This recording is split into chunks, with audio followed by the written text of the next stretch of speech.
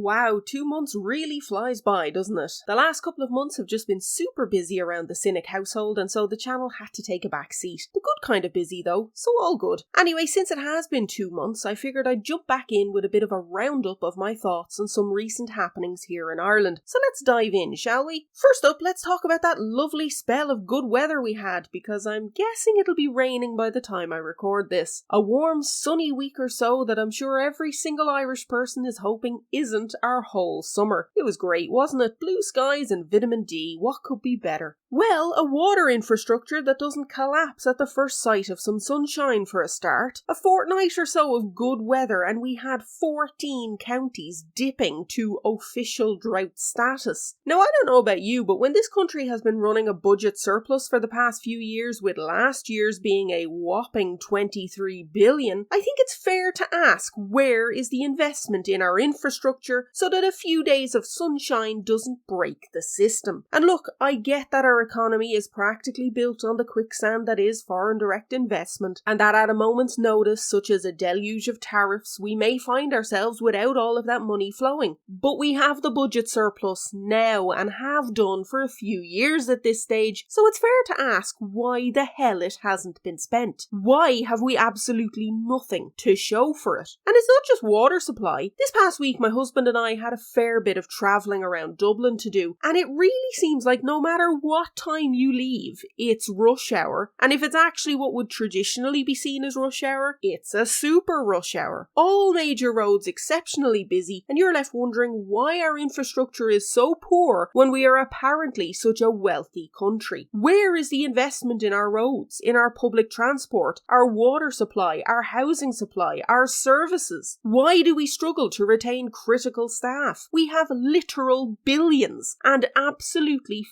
all to show for it. It's criminal. To paraphrase Lyle Lanley from The Simpsons, you know, Ireland with money's a little like the mule with the spinning wheel. No one knows how he got it, and danged if he knows how to use it. And so we move on to other ways our government are not using the budget surplus. Well, they're certainly not building houses, are they? Honestly, I can't understand how anyone in this country believed the lies about the housing targets. It was always awfully coincidental that they just happened to crack this house building in greater numbers malarkey just before the election, wasn't it? And yet many fell for it. Swallowing the lie about the housing commencements was a way for FFG voters to assuage any guilt at voting against the needs of the younger generations locked out of home ownership and secure accommodation, while keeping the value of their assets and wealth high. And that's giving them the credit of feeling guilty at all. And now we see that not only have FFG lied about those targets, yet again they are failing miserably to hit their current targets, with commencements in April dropping to their lowest level in nearly a decade. Oh, but don't worry,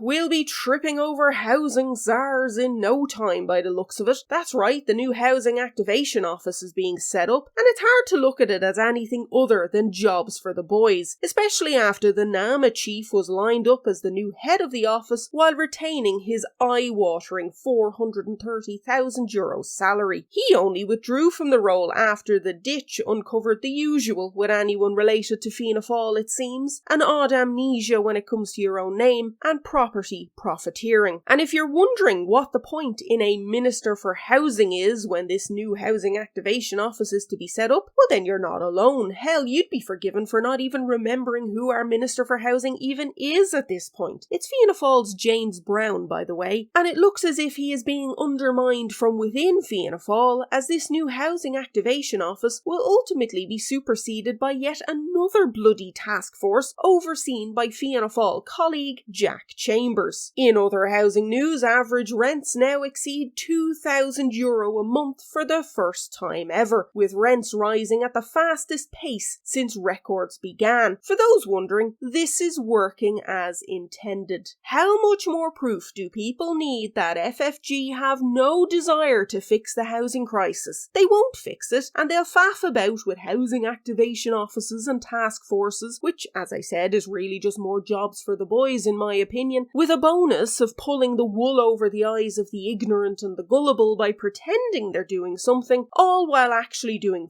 all, because the wealthy are benefiting greatly from the current setup by bleeding rents from the proles and laughing all the way to the bank when they decide to cash out and sell. The housing market here in Ireland is working perfectly for the wealthy, and it will stay that way as long as Fianna Fáil and Fine Gael remain in government. There is no housing crisis for Fianna Fáil and Fine Gael, there is merely opportunity. So rents are up and so is the cost of living, yay! Grocery prices are still rising, as are insurance premiums, and we're still being fleeced on electricity and fuel. And what's being done about it? Sweet all as far as I can see. Micheál Martin has ruled out another cost of living package in the next budget, despite the fact that the cost of living is still very much rising. Apparently, the government will sort it through social protection payments and taxation changes. Of course they will. It's always will with these chancers, isn't it? Always in the future, never now when people actually need it. Again, one of the richest countries in the world, while its people are bled dry. One part of the very short RTE article about the issue that caught my eye was where Taoiseach Micheál Martin added that consumer price inflation has eased significantly, but he said the government is conscious that the price level remains elevated. Now, if you follow me on Twitter, you'll know that this is something that never fails to rile me up. Do these Egypts not understand how inflation works? Inflation has eased, but prices remain elevated. No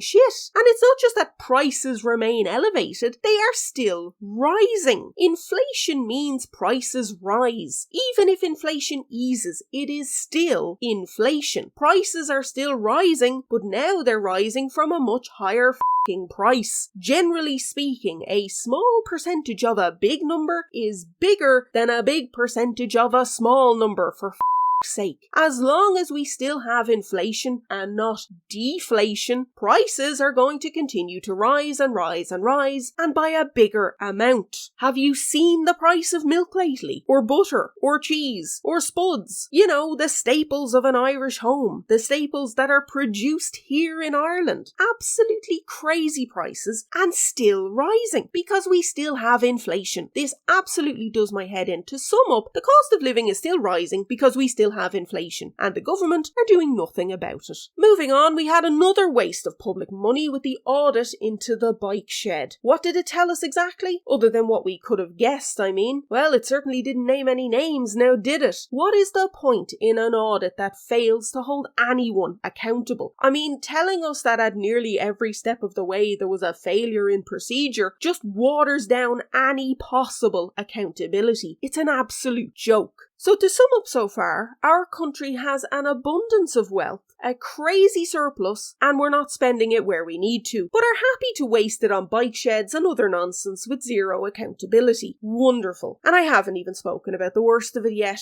Fine Gael wants to make Ireland the best country in Europe to be a child. Remember that bullshit? I did a whole video on it. And guess what? Nothing, not a damn thing, has changed. No, sorry, that's a lie. Things have changed, but for the worse. There are still more children waiting on spinal surgeries that may never happen. There are still more children on waiting lists for services that may never materialise. Oh, and the Children's Hospital won't be open until 2026. And special equipment needed for the lab won't fit. You couldn't make this shit up. And now we have yet another surgery scandal. First reported by The Ditch, then ignored and hand-waved away by Micheál Martin because he doesn't trust The Ditch, and then finally officially revealed when the pressure came on. 80% of hip surgeries at the National Orthopaedic Hospital in Kappa and 60% of hip surgeries at Children's Health Ireland, Temple Street, performed on children over a 2-year period were unnecessary. The fears of whistleblowers was that this was done for financial gain. Now, there is no such thing as a minor surgery when it comes to children, but there absolutely are major surgeries, and hip surgery is a major one. If you read the stories from parents of what a hip surgery and the recovery entails, you'd quickly realise that these are surgeries not to be undertaken lightly. And yet here we are with God knows how many children who have suffered through unnecessary surgeries and in effect unnecessary cruelties, while their parents parents watched on helplessly, believing that this was what was needed to help their child because you should be able to trust the doctors. The audit only covered 2022 and 2023. The fear is that this may go back much further, 15 years further, with untold amounts of children and their families affected. To call this a scandal is an understatement. We have children who desperately need surgeries who cannot get them, and in some cases when they do, they are implanted with non-medical grade springs. We have CHI staff starting operations when there were no x-rays visible to guide them, prompting the need for IT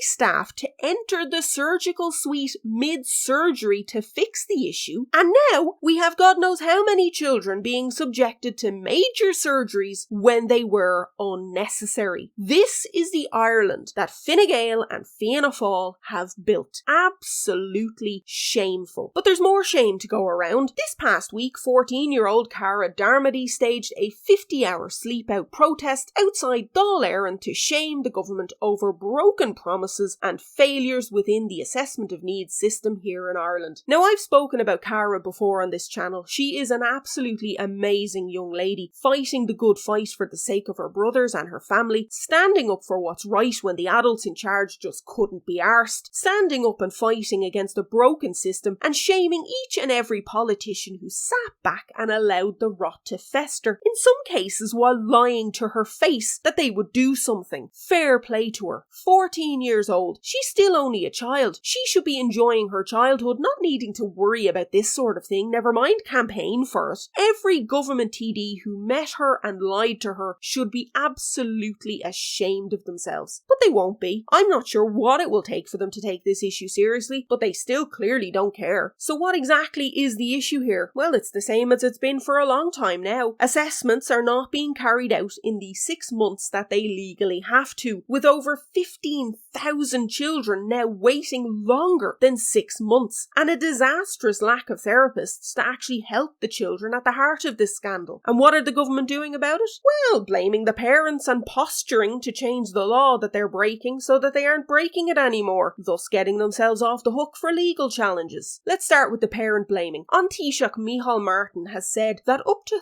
30% of assessments resulted in the child being identified as not having a disability. Now, reading between the lines here, the implication is that 30% of those assessments were not needed, and thus taking away resources from those that do need them. Indeed, he went on to say that the priority must be how to effectively allocate resources in a targeted way in order to provide services to those in need as quickly as possible. It's not exactly subtle, is it? If that figure of 30% is accurate, then the extremely pertinent information becomes in what percentage of all assessments are therapies and supports deemed necessary and advised? Because I sincerely doubt that figure is anywhere near as high as 30%, because no parent will put themselves and their child through that whole process for fun. They do it to identify the needs of their children, and children can still have needs that must be met through the Disability Act, despite the children not having a diagnosable disability. And also, even if it is 30%, that doesn't change the fact that 70% do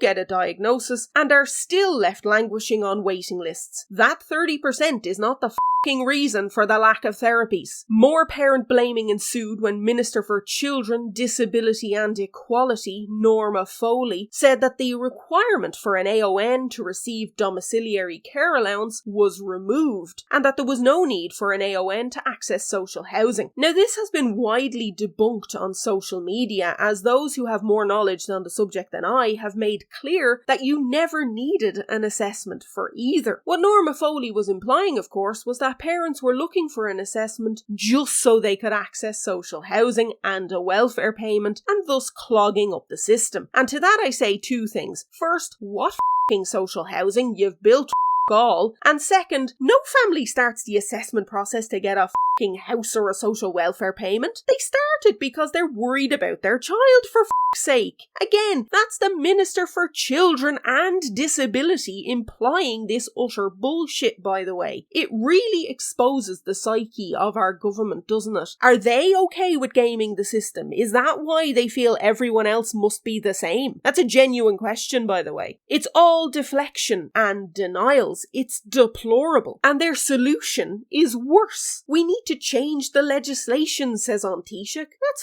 fucking handy, isn't it? You do not need to change the legislation to open up more training places for therapists, or to hire new therapists with better pay and conditions so that the job is appealing and workable. You don't need to change the legislation for any of the things that would actually help families. No, but you do need to change the legislation so that you can't be held responsible. Isn't that right? You do need to change the legislation so that no parent can sue the state for breaking the law. You do need to change the legislation to avoid any accountability. The Disability Act has been law since 2005.